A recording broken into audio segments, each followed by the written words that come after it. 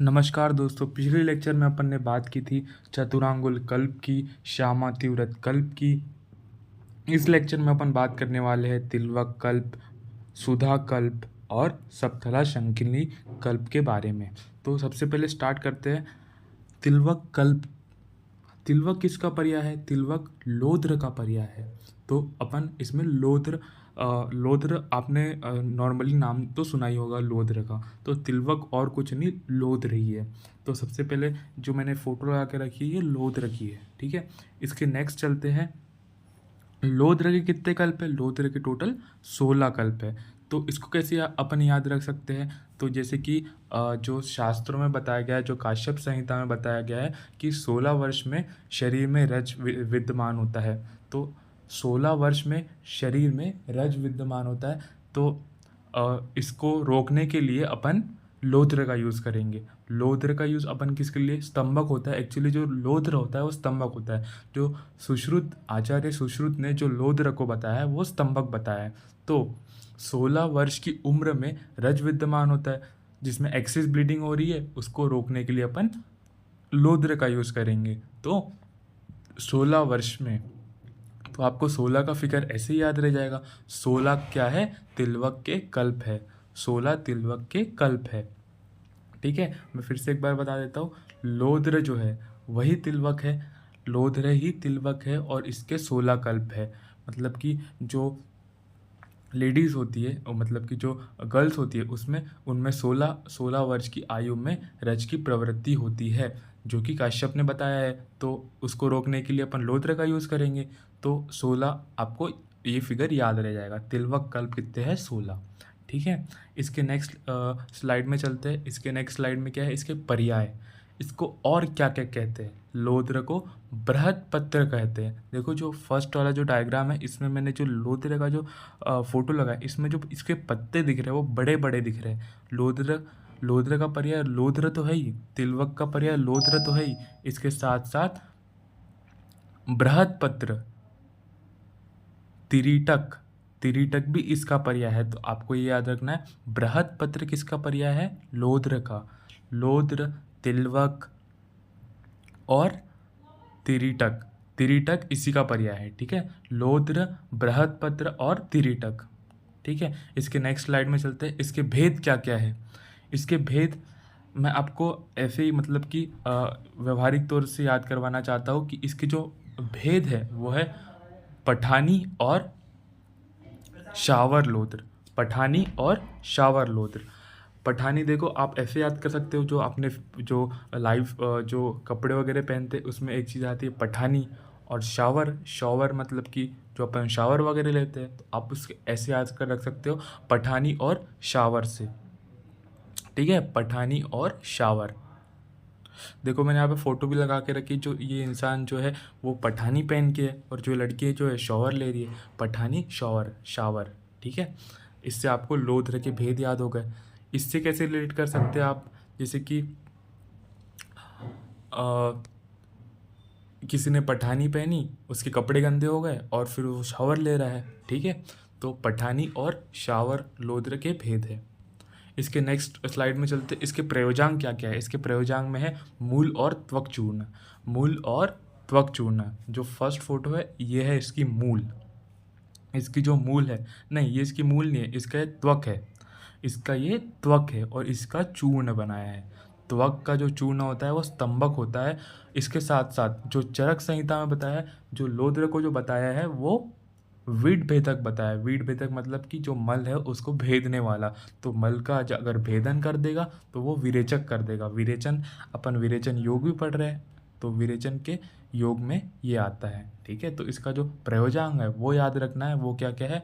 मूल और त्वक चूर्ण। मूल और त्वक चूर्ण। इसके नेक्स्ट स्लाइड में चलते हैं। इसकी मात्रा कितनी सेवन करानी है अपन को रोगी को? तो एक पानी तल या फिर कर्श।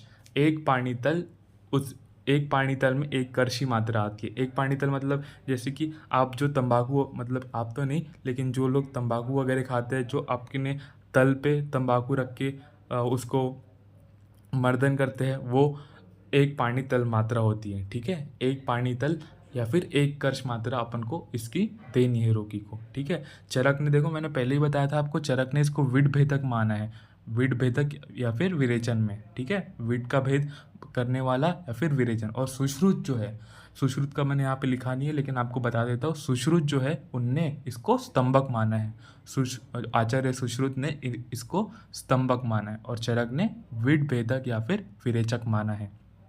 इसकी नेक्स्ट स्लाइड में चलते हैं। इसमें क्या है, तिलवक कल्प अध्याय में लोध्र चूर्ण निर्माण विधि का वर्णन है। तो ये बिल्कुल क्वेश्चन बन सकता है कि किसमें निर्माण विधि का वर्णन है उस पर्टिकुलर योग के। तो जो तिलवक कल्प अध्याय है इसमें लोध्र चूर्ण निर्माण विधि का वर्णन किया गया है, ठीक है। जो तिलवक कल्प अध्याय है इसमें लोध्र चूर्ण निर्माण विधि का वर्णन किया है। तो ये जो दिख रहा है ये चूर्ण बन गया है अपना जो फाइनल प्रोडक्ट है, और ये लोग जो है वो इसका निर्माण कर रहे हैं, जो मशीनरीज लगी है इसमें इसका निर्माण हो रहा है। तो तिलवक कल्प अध्याय में लोध्र चूर्ण निर्माण विधि का वर्णन है, ठीक है। तो इसके नेक्स्ट स्लाइड में चलते हैं। देखो यहाँ पे अपना तिलवक कल्प अध्याय खत्म हो गया। जो इसके जो मेन पॉइंट्स थे, जितना अपन को याद रहना चाहिए और रहेगा, इतना मैंने आपको इसमें बता दिया है। इसके नेक्स्ट स्लाइड में क्या है, सुधा कल्प। सुधा किसको बोलते हैं, सुधा मतलब वाइट कलर का जिसमें से दूध निकलता है, और वो क्या है, स्नूही। स्नूही सबसे श्रेष्ठ विरेचक, श्रेष्ठ तीक्ष्ण विरेचक द्रव्य माना जाता है, स्नूही। सुधा कल्प में अपन को पढ़ना है स्नूही को, ठीक है। सुधा कल्प में ये रही स्नूही, ठीक है। इसके नेक्स्ट स्लाइड में चलते हैं। सुधा कल्प में क्या है, 20 कल्प का वर्णन है, सुधा कल्प में 20 का है, ठीक है। इसको कैसे याद रखना है, जैसे कि मान लो मैंने आपको स्नूही दूध को बताया, दूध से बताया था, स्नूही दूध, तो 20 रुपये का दूध का पैकेट, 20 रुपये का दूध का पैकेट। अगर आप मान लो कहीं जा रहे हो और जैसे कि आप प्रैक्टिकली कर लो तो आपको वैसे ही याद रह जाएगा, 20 रुपये का दूध का पैकेट लेके आ जाओ और सुधा कल्प से आप उसको रिलेट कर लो कि मैंने आज सुधा कल्प पिया करके, ऐसा करके, मतलब तो आपको याद रह जाएगा इससे। सुधा कल्प में टोटल 20 कल्प है, ठीक है। तो इसकी ट्रिक कैसी है कि 20 रुपये का दूध का पैकेट, तो सुधा कल्प में आपको क्या याद हो गया कि ये इसमें जो दूध है वो 20 रुपये का है, 20 रुपये का मैं दूध का पैकेट ले आया हूँ, ठीक है। तो सुधा कल्प में टोटल 20 कल्प है, ठीक है। इसके नेक्स्ट स्लाइड में चलते हैं। चरक ने इसे महावृक्ष की संज्ञा दी है। चरक ने क्या दी है, इसको महावृक्ष की संज्ञा दी है। जो स्नूही है इसको महावृक्ष की संज्ञा किसने दी है, चरक, आचार्य चरक ने इसको महावृक्ष की संज्ञा दी है। और तीक्ष्ण विरेचन द्रव्य में श्रेष्ठ कहा गया। मैंने पहले ही बता दिया आपको कि ये तीक्ष्ण विरेचन द्रव्य में श्रेष्ठ है, मतलब कि जो अपन तीक्ष्ण विरेचन देना है, अगर बहुत ज़्यादा दोष बढ़ गए हो, उसके दोषों को बाहर निकालना है तो तीक्ष्ण विरेचन देना है, तो इसमें सबसे श्रेष्ठ क्या है, महावृक्ष, दैट इज स्नूही, ठीक है। तो इसके नेक्स्ट स्लाइड में चलते हैं अपन। इसके पर्याय क्या क्या है, इसके पर्याय में आता है स्नुक, गंधरा, नंदा, सुधा, निस्त्रीश पत्रक, सेहुंड, ठीक है। तो स्नुक इसके श्लोक में भी आता है, ये स्नूही, स्नुक, ये इसके श्लोक में भी आता है, मतलब स्नूही तो नहीं आता, स्नुक इसके श्लोक में आता है। जो इसकी जो कैरेक्टरिस्टिक बताई है तो इसमें स्नुक वर्ड आता है। सुधा मतलब क्या हो जाएगा, सुधा मतलब कि वाइट कलर का इसमें से सब्सटेंस निकलता है, दूध निकलता है, तो उसको सुधा बोल दिया इनने। निस्त्रिक पत्रक मतलब इसके छोटे छोटे पत्ते होंगे, बहुत छोटे छोटे पत्ते होंगे और बहुत कम होंगे, मतलब कि इसमें छोटे छोटे पत्ते हैं और बहुत कम है। सेहुंड मतलब क्या होगा, इसकी शाखाएं बहुत ज़्यादा है तो इसको सेहुंड कहेंगे, सेहुंड मतलब, और इसमें से वाइट डिस्चार्ज निकलता है, इसके सारे पार्ट्स में वाइट डिस्चार्ज होता है, तो इसको सेहुंड कहेंगे, ठीक है। इसके बाद क्या है, इसके बाद आ जाता है चरक अनुसार स्नूही क्षीर का शोधन बिल्व आदि पंचमूल क्वाथ या फिर बृहति क्वाथ या कंटकारी के क्वाथ में किया जाता है। मतलब जो चरक संहिता है उसमें ऐसा बताया गया है कि स्नूही क्षीर का जो शोधन अपन को करना है, मतलब कि इसको शुद्ध करना है, इसका शोधन करना है, तो बिल्व आदि पंचमूल क्वाथ में करना है। या तो आप बिल्व आदि पंचमूल क्वाथ ले लो, या बृहति क्वाथ ले लो, बृहति का क्वाथ ले लो, या फिर कंटकारी के क्वाथ में किया जाता है। क्या क्या ले सकते हो? बिल्वादि पंचमूल क्वाथ, बृहति क्वाथ, या फिर कंटकारी के क्वाथ में इसका शोधन किया जा सकता है। एक बार और रिपीट कर देता हूँ, बिल्वादि पंचमूल क्वाथ, बृहति क्वाथ या कंटकारी के क्वाथ में इसका शोधन किया जा सकता है। इसके भेद दो बताए हैं, स्नूही के दो भेद। पहला क्या है?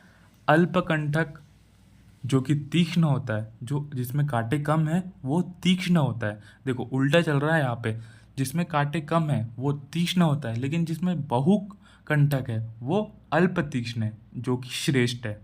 अल्प तीक्ष्ण वाला श्रेष्ठ है, जिसमें बहुत ज़्यादा कांटे हैं वो वाला श्रेष्ठ है। तो आपको इसको याद रखना है। जैसे कि यहाँ पे मैंने जो पिक्चर लगा के रखा है इसमें बहुत ज़्यादा कांटे दिख रहे हैं, तो जिसमें बहुत ज़्यादा कांटे हैं वो जिसमें बहुत ज़्यादा कांटे हैं वो अल्प तीक्ष्ण है और श्रेष्ठ है। मतलब अपन इसका जो क्षीर यूज़ करेंगे तो वो श्रेष्ठ माना जाएगा, जिसमें ज़्यादा कांटे हैं। तो और एक बार बता देता हूँ मैं आपको, जो अल्पकंटक है वो तीक्ष्ण है, तो अपन उसको यूज़ नहीं करेंगे, क्योंकि वैसे ही ये तीक्ष्ण विरेचन करवा रहा है, तो अपन उसको यूज़ नहीं करेंगे। तो जो श्रेष्ठ वाला है, जिसमें बहुत ज़्यादा कांटे हैं, जिसमें बहुत ज़्यादा कांटे हैं और वो अल्प तीक्ष्ण है, वो श्रेष्ठ है, अपन उसको यूज़ करेंगे। ठीक है। इसकी नेक्स्ट स्लाइड में इसका प्रयोग अपन कहाँ कहाँ करेंगे? इसका जो प्रयोग करना है अपन को वो पांडु रोग, उदर, गुल्म, कुष्ठ, दूषी विष, शोथ और मधुमेह में। पांडु, उदर, गुल्म, कुष्ठ, दूषी विष, शोथ और मधुमेह में। इसकी ट्रिक कैसी बन जाएगी? इसकी ट्रिक बन जाएगी, यूजी पीजी में किया मैंने संग्रह दूषी विष या फिर उपविष का। मतलब कि अपन जब क्षार सूत्र वगैरह बनाते हैं तो उसमें अपन को इसका जो क्षीर है इसका अपन को संग्रह करना पड़ता है। तो मैंने ऐसा बोल दिया कि यूजी पीजी, मतलब कि अपन जब यूजी कर रहे हो या फिर पीजी कर रहे हो, इसमें अपन ने इसका संग्रह किया। मैंने इसका संग्रह। ये उपविष है ये, और दूषी विष मैंने अपने से जोड़ दिया। तो यूजी पीजी में किया मैंने दूषी विष का संग्रह। तो कैसा है? यू से क्या आ जाएगा? उदर रोग आ जाएगा। यू से उदर रोग आ जाएगा। पी से प्लीहा। पी से क्या आ जाएगा?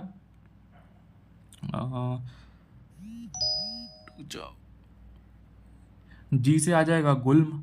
जी से क्या आ जाएगा? गुल्म। में से आ जाएगा मधुमेह। में से आ जाएगा मधुमेह। और दूषी विष तो है ही वैसे। ठीक है, ये हो गया। देखो पी से क्या आ जाएगा? पांडु आ जाएगा। यू से उदर रोग आ जाएगा। पी से पांडु आ जाएगा। जी से गुल्म आ जाएगा। की से कुष्ठ आ जाएगा। में से मधुमेह आ जाएगा।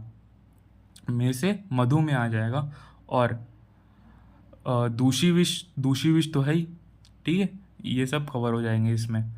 एक और बार बता देता हूँ मैं आपको, यूजी पीजी में किया मैंने संग्रह दूषी विष उपविष का। ठीक है।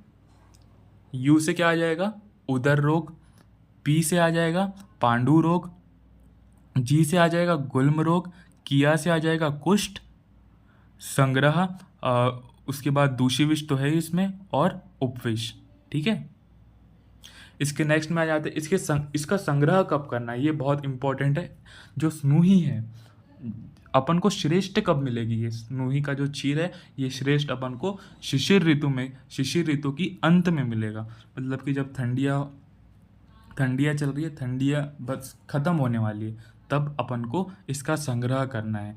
और के अंत में 2-3 वर्ष पुराने वृक्ष से करें। 2-3 वर्ष को अपन कैसे याद रख सकते हैं? मतलब कि सेकेंड ईयर में अपन कर सकते हैं या फिर थर्ड ईयर में कर सकते हैं। सेकेंड क्रॉप या फिर थर्ड क्रॉप में अपन इसका संग्रह कर सकते हैं। तो 2-3 वर्ष पुराने वृक्ष से इसका संग्रह करना चाहिए। इसका संग्रह शिशिर ऋतु के अंत में 2-3 वर्ष पुराने वृक्ष से करना चाहिए। ठीक है। इसके नेक्स्ट स्लाइड में यहाँ पर अपना सुधा कल्प खत्म हो जाता है और यहाँ से नेक्स्ट अपना स्टार्ट होता है सप्तला शंखनी कल्प। सप्तला शंखनी कल्प में क्या है? सप्तला शंखनी कल्प में सबसे पहले मैं आपको वमन वाले द्रव्य में ले जाना चाहता हूँ। वमन वाले द्रव्य में आपने जीमूतक पढ़ा था। जीमूतक को मैंने आपको कैसे याद कराया था? अगर आपने पिछला लेक्चर मेरा देखा नहीं हो जीमूतक वाला, तो आप वहाँ पे जाके देखिए। वहाँ पे मैंने आपको बहुत अच्छे से याद कराया था कि जियो 7-7 करके एक ट्रिक बताई थी आपको। जियो 7-7, तो 7-7 कितने साल जी सकते हैं? 7-7 7-7 अपन 39 साल जी सकते हैं। तो इसी से मिलती जुलती ये ट्रिक है, मतलब वही ट्रिक है। मान लो जियो 7-7 से अपन ने शंखनी के जो सप्तला शंखनी कल्प में 39 कल्प है, ये याद हो गया हमें। कैसे? जियो 7-7 कितने 39 ईयर्स जी सकते। मैंने उसमें ये बताया था, ऐसा बताया था कि 60 साल में रिटायरमेंट होती है और 21 वर्ष में शादी होती है। तो 60 - 21 39 हो गया। तो 39 साल 7-7 रहेंगे। तो जियो 7-7 में 39 साल तक 7-7 रहते हैं। तो जो सप्तला शंखनी कल्प है इसमें 39 कल्प है। ठीक है, 39 का जो फिगर है आपको ध्यान रखना है। सप्तला शंखनी कल्प में भी 39 है और जीमूतक जो वामक द्रव्य है उसमें भी 39 है। ठीक है, इसके नेक्स्ट में चलते हैं। इसके पर्याय क्या क्या है? सप्तला के पर्याय क्या है? देखो, अपन को इसको सप्तला को भी अलग से पढ़ना है और शंखनी को भी अलग से पढ़ना है। दोनों अलग अलग चीज़ें, सप्तला और शंखनी। सप्तला का क्या क्या पर्याय है? सप्तला का सप्तला, बहुफेन, फेन रसा, फेनीला और चर्म सहना। ठीक है, तो मैंने आपको इसमें जो फोटोज लगा के रखी है वो कुछ इस टाइप के लगा के रखी है कि आपको सप्तला तो याद ही रहेगा क्योंकि सप्तला का पर्याय है। बहुफेन रसा, बहुफेन रसा मतलब क्या है?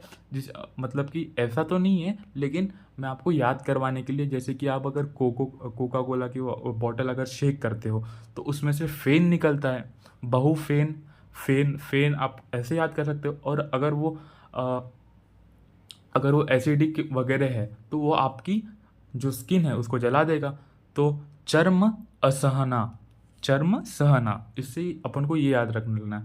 तो अगर सप्तला है, सप्तला में क्या क्या है? फेन रसा, फेन मतलब फेन निकल गया कोको कोला की बोतल में से।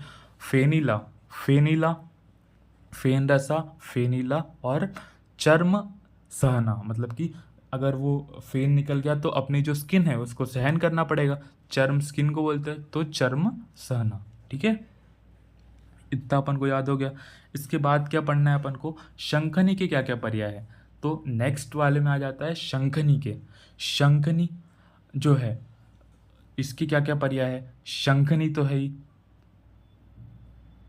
तिक्तला भी है, यौतिकता भी है, अक्षी पीड़क भी है। ठीक है, तो शंखनी की क्या क्या पर्याय है? तिक्तला, यौतिकता, अक्षी पीड़िक।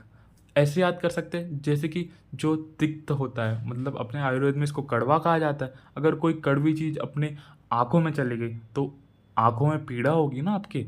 तो शंखनी के क्या क्या पर्याय है? तिक्तला, यौतिकता और अक्षिपीडिक। तिक्तला, यौतिकता और अक्षिपीडिक शंखनी के पर्याय है। एक बार और बता देता हूँ मैं आपको। शंखनी जो है, ये जो ड्रग है, इसमें जो पर्याय है वो शंखनी है, तिक्तला है, यौतिकता है। मतलब कि तीखा नहीं, कड़वा है, लेकिन आप तीखा ही मान के चलो इसको। अगर कोई तीखी चीज़ आपकी आंखों में चली गई तो वो अक्षिपीडिक, आंखों में पीड़ा उत्पन्न करेगा। तो अक्षिपीडिक आपको इससे याद रख लेना है। तो शंखनी में क्या क्या है? शंखनी, तिक्तला, यौतिकता, अक्षिपीडिक। इसके नेक्स्ट में चलते हैं। इसके नेक्स्ट में क्या क्या है? इसके जो गुण हैं, मतलब कि यहाँ पे इसके जो गुण है वो है विकासी, तीक्ष्ण और रूक्ष। देखो यहाँ पे तीक्ष्ण गुण आया है। तीक्ष्ण तो आना ही चाहिए क्योंकि जो ये द्रव्य है अपना, ये विरेचन करवा रहा है, तो तीक्ष्णता तो इसमें होनी चाहिए। विकासी, विकासी भी है और रूक्ष भी है। ठीक है, प्रयोजांक क्या है? सप्तला का अपन मूल यूज़ करेंगे।